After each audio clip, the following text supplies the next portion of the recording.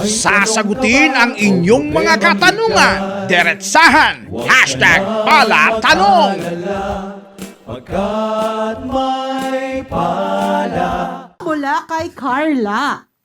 Magandang hapon po, Chief. May tatanong lamang po ako. Nag-check-in kasi kami sa isang hotel. Nagpalagay kami sa front desk attendant ng mga valuables sa safety deposit box. Sa kasamaang palad po, mayroon di umanong nagnakaw at hindi nila malaman kung sino. Lingid po sa aming kaalaman, sira na pala ang safety deposit box. Hindi man lang kami in-inform ng management ng hotel. Ang tanong ko lang po, may karapatan po ba kaming singilin ang hotel sa mga nawawala po naming gamit? Maraming salamat po. Alam nyo, yan ang masama eh. Kaya ako hindi gumagamit ng safety box sa hotel eh. Siyempre, may nakakaalam ng pag-open nun. Hindi ako gumagamit yan. Kahit saan ako pumunta, dala ko po yung valuables ko. Kasi mahirap eh. May mga ganyan sitwasyon eh. May kaibigan nga ako, nag-abroad eh. Passport niya nawala sa loob ng kwarto niya. Ay, nako. Di hirap na hirap. Buti ngayon, alam nyo ba, ang advice sa mga nagbibiyahe, picturean nyo na yung passport nyo. Pag nawala yon, pwede nang gamitin yon sa immigration eh. Yung kopya na yun, matitrace na sa internet yon. Itatapat lang sa, yung pang swipe nila, yung pang ganon, yung pang barel. Ayon, Scanner. Panon, yun, oo.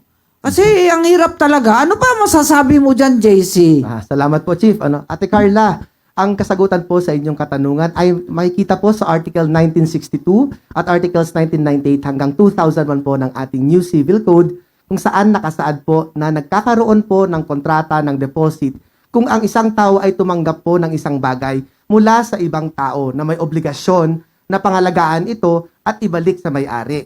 Sa inyo po, ang pagbibigay po o paglalagak po ng inyong kagamitan sa hotel bilang manlalakbay po ay maituturing po na necessary deposit.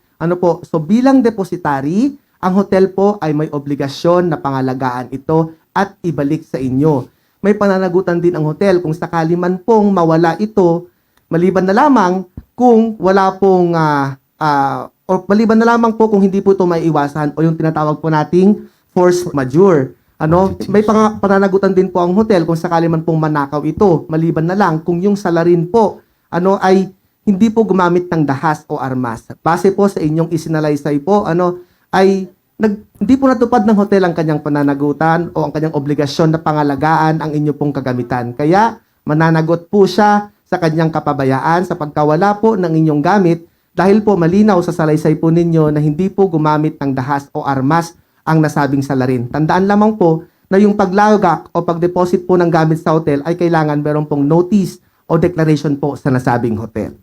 Yan po. Kaya nga, ayun, notify mo, kung may dala kang pera, sabihin mo sa kanila, di lalong nalaman ng mga may dala kang pera sa safety.